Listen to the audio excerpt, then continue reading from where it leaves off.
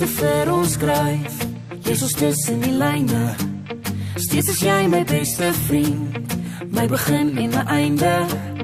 Het gebreek om wat ons bou, in stukke nou, val neer voor jou.